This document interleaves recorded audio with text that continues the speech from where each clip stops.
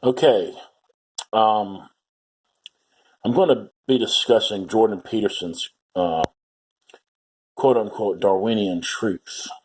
Now, I only believe in one kind of truth, and that's what happens to be, in some sense, either factual or reflecting of what is factual, or perhaps reflecting what should be. Now, but what should be must derive from what is. Now, Jordan Peterson, if I interpret him correctly, Darwinian truth is something like a thing we want to be true. Let me see if I get this correctly. I don't want to misestimate him here. It's like, let me give you an example of what I'm talking about instead of giving you a definition, because I can't really define it according to him. Um, he would say uh, life is suffering because the Buddha said that, and so he also says that the baseline state of existence, of human existence, is something like unbearable suffering. Now, that's a direct quote.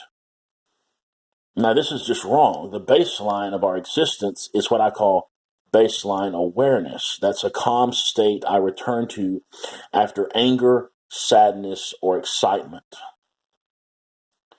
So I become excited, I reach a boiling point, then I come back down, and I reach a neutral point.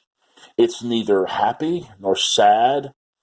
Uh, it's kind of, I think, actually, I would backpedal on that a little bit and say it is a little bit happy, you know?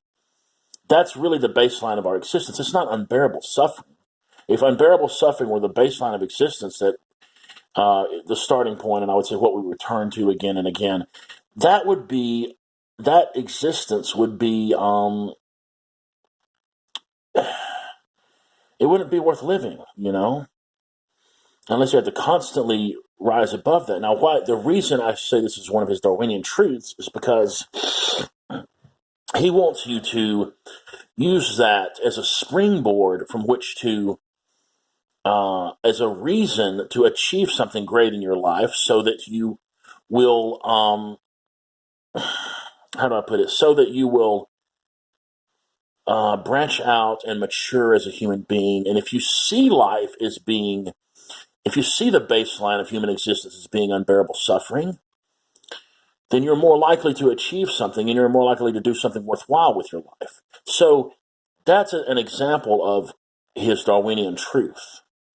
It's it's what you need to believe in order to survive. But that's not. I have to side with Sam Harris here. Truth is simply what is. Truth is factual. But now I'm also a poet, so I understand there's metaphoric truth and things like that. Okay. There's metaphoric truth. There's artistic truth, etc. So I go on from this in my hypothesizing to say that because baseline awareness is recurrent, and that is baseline awareness is the calm state I return to after anger, sadness, or excitement. Because that is recurrent, and because that is basically the kernel or the seed from which my awareness grows, and because it will exist again at a time after my death in some child, some baby, some unborn baby, and eventually arise in that unborn child, that because it's recurrent, that I will reincarnate, because I will be that baseline awareness again in a future life. Now, I hope I don't have to reincarnate. I would like to say, this is a simulation. Maybe there's a heaven. Maybe there's, who knows.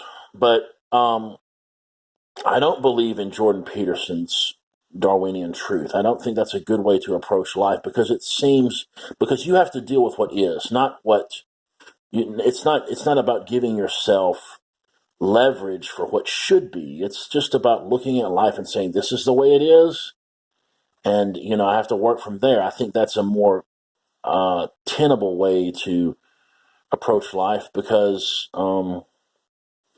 because what we're dealing with is reality, not really what should be. And I've probably contradicted myself a few times in this. It doesn't matter. I don't care.